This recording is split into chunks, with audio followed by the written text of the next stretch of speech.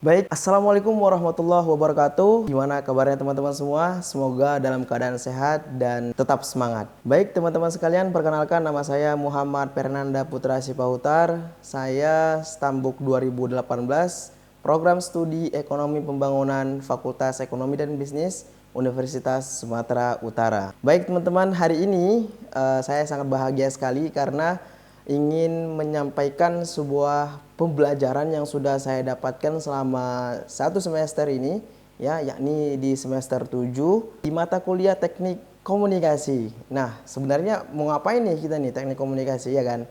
Teknik komunikasi itu penting gak sih gitu? Kan komunikasi ngapain dipelajarin, kan langsung bisa ngomong seperti itu kan.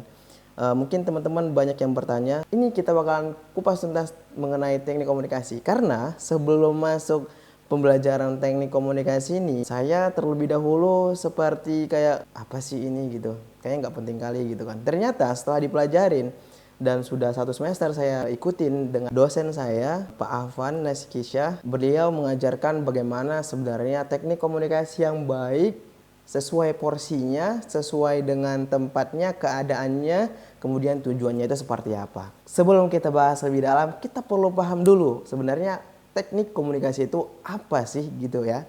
Teknik komunikasi terdiri dari dua kata. Yang pertama teknik, yang kedua komunikasi. Baik, kita akan bahas teknik. Teknik adalah pengetahuan dan kepandaian membuat sesuatu baik dalam hal industri maupun seni. Baik, yang kedua adalah komunikasi memiliki arti sama. Dalam artian kata, komunikasi bisa disebut dengan komunitas atau kelompok. Di mana suatu kelompok itu, komunitas itu punya tujuan yang sama, goals yang sama. Sederhananya, komunikasi ini adalah ketika saya misalnya, saya sedang merasa bahagia saat ini. Nah, saya ingin menggambarkan bentuk rasa bahagia saya kepada pendengar saya. Misalnya seperti ini.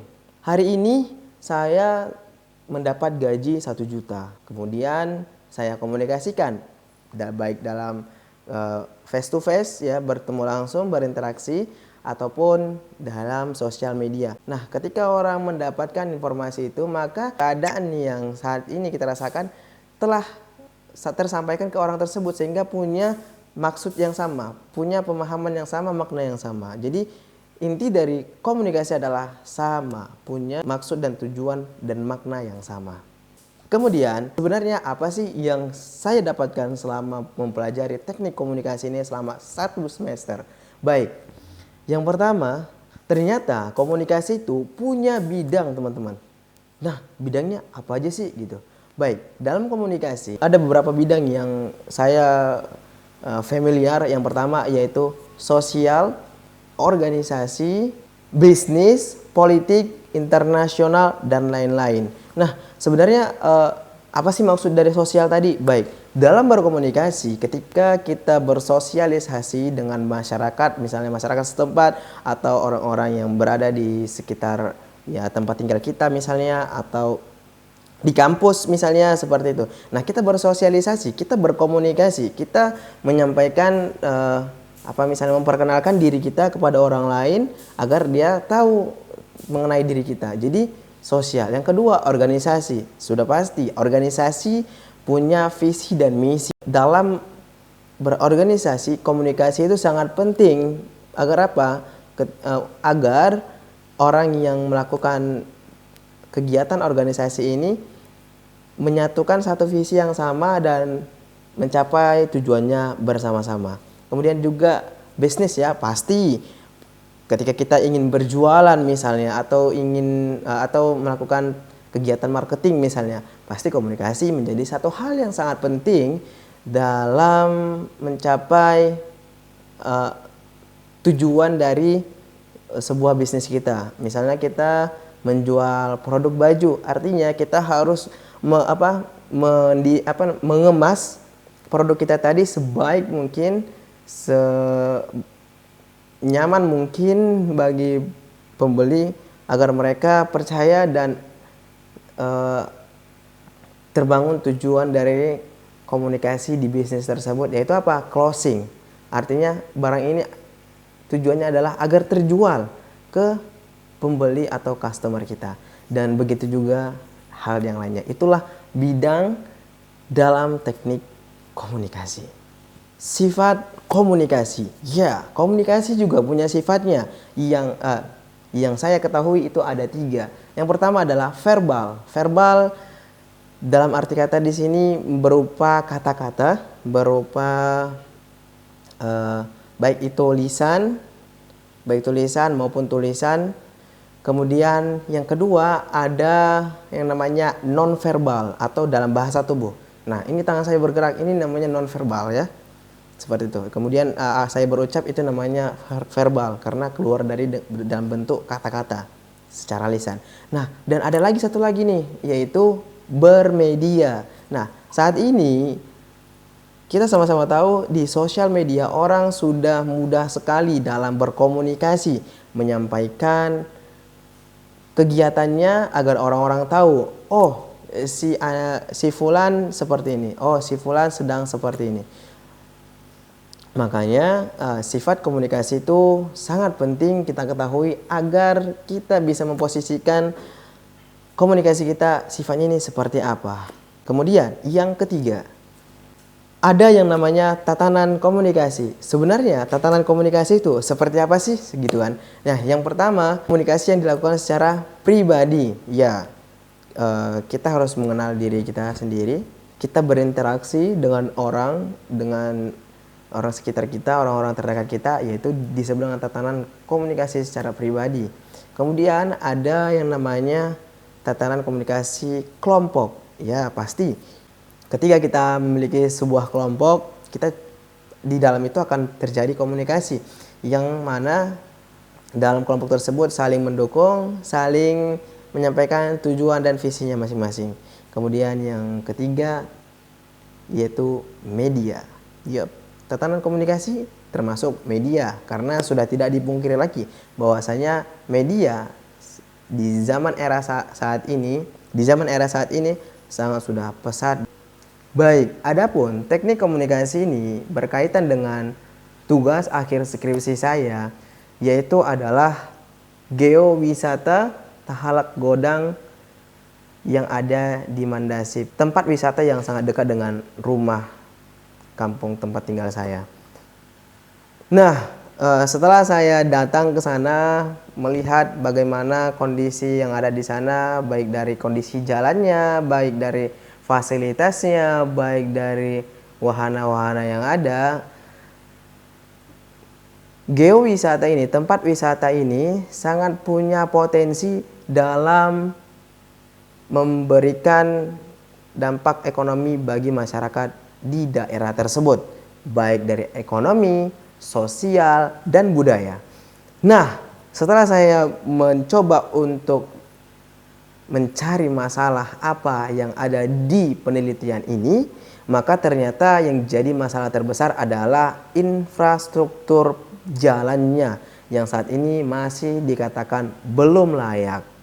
Nah, sehingga apa? Sehingga infrastruktur jalan mempengaruhi minat pengunjung untuk datang ke geowisata Tahalak Godang yang ada di Mandasip tersebut. Artinya ketika jalan ini sudah baik, ya, orang-orang akan mudah melakukan transportasi, mudah melakukan perjalanan menuju tempat tersebut. Sehingga semakin banyak orang yang mengunjungi, maka tindakan-tindakan ekonomi akan menuntut. Seperti misalnya dibutuhkannya tempat kuliner, dibutuhkannya homestay, tempat tinggal, dibutuhkannya wahana-wahana yang menarik, dibutuhkannya hal-hal yang lain.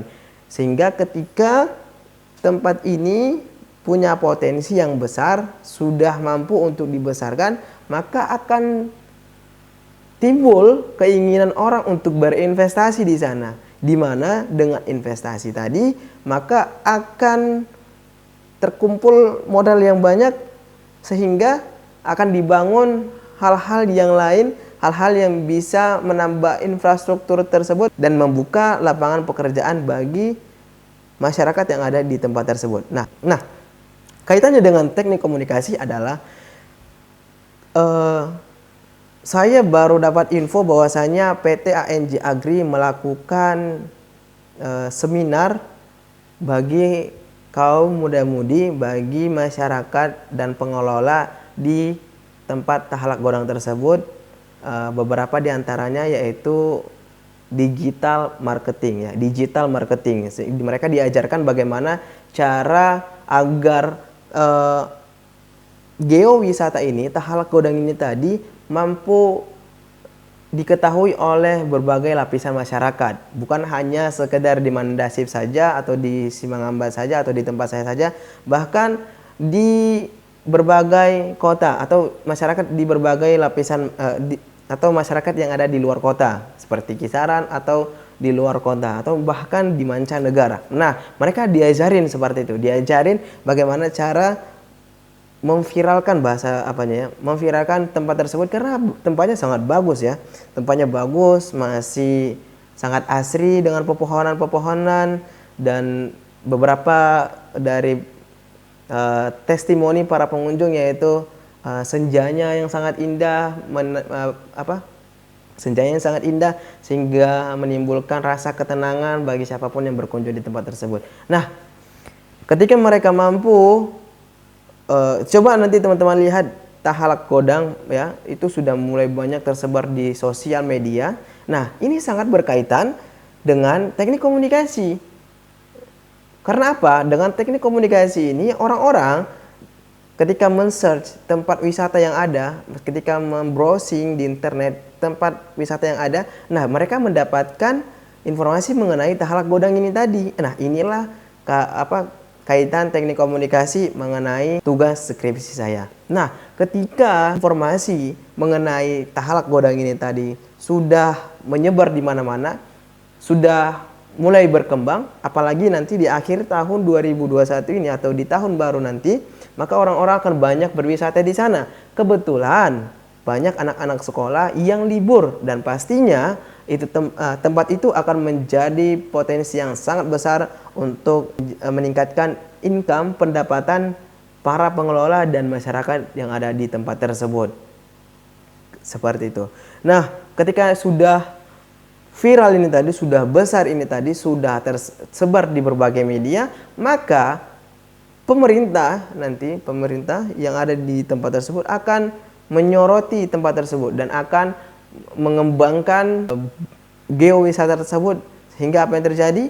Ya, kita sudah pasti tahu, maka akan terjadi kemajuan dan perkembangan yang ada di tempat tersebut. Maka dari mereka menyampaikan informasi mengenai tahlak godang di media tadi, itu menjadi salah satu langkah menaikkan potensi yang ada di tahlak godang tersebut. Seperti itu. Itulah kaitannya. Baik, bagaimana komunikasi bisa menyelesaikan masalah tersebut? Ya, sudah pasti ketika tadi orang-orang sudah banyak men-share atau mempublikasikan di sosial media mereka atau dari mulut ke mulut seperti itu, maka secara otomatis orang-orang akan menyoroti tempat tersebut dan melihat potensi yang ada di sana. Dan kedepannya orang-orang bakalan berpikiran, oh ini cocok untuk tempat investasi, ini cocok untuk tempat membuat penginapan atau homestay, ini cocok tempat untuk membuat kuliner di sana. Nah, di situ itu akan menjadi sebuah perkembangan yang akan nanti menjadi manfaat untuk jangka panjang. Nah, itulah yang menjadi solusi atau cara teknik komunikasi yang berdampak pada kemajuan di tahlak godang tersebut, di geowisata tersebut. Nah, begitulah betapa bermanfaatnya teknik komunikasi itu. Itulah tadi beberapa penjelasan mengenai teknik komunikasi dan manfaatnya yang begitu besar. Sebagai anak muda milenial, sebagai mahasiswa harus mampu menyesuaikan teknik komunikasi kita sesuai dengan bidangnya. Kalau misalnya bidangnya dalam politik, maka pahami cara berkomunikasi di politik. Jika misalnya dalam bidang bisnis, maka pahami bagaimana teknik komunikasi di bidang bisnis. Karena setiap bidang pasti berbeda caranya. Seperti itu.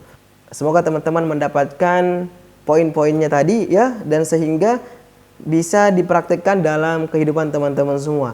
Dan perlu kita pahami dan perlu kita pelajari bagaimana teknik komunikasi di beberapa bidang atau di bidang-bidang tertentu yang teman-teman sukai. Mungkin cukup sekian dulu diskusi kita ya. Terima kasih teman-teman yang sudah menonton, dan kepada Bapak dosen yang menonton video saya mohon maaf Pak jika ada kekurangan dan kata-kata yang salah. Saya juga berterima kasih Bapak sudah mengajarkan saya ilmu yang saya banyak dapat manfaat di sana, dan komunikasi saya seperti ini, presentasi saya seperti ini, tak lain dan tak bukan saya dapat banyak masukan dari pembelajaran teknik komunikasi tersebut. Sekali lagi saya ucapkan semoga Bapak juga dalam keadaan sehat, dan semoga ilmu yang saya dapatkan berkah dan dapat saya amalkan ke depannya. Mungkin cukup sekian dulu. Terima kasih. Jika kalian suka video ini silahkan like dan komen. Mungkin ada masukan dari teman-teman atau hal yang kurang cocok dari penyampaian saya akan terima itu, dan saya sangat suka dengan kritikan agar mengevaluasi lagi bagaimana saya menyampaikan atau berkomunikasi lagi dengan teman-teman semua. Oke, cukup sampai di sini. Wabillahi taufiq wal hidayah. Wassalamualaikum warahmatullahi wabarakatuh.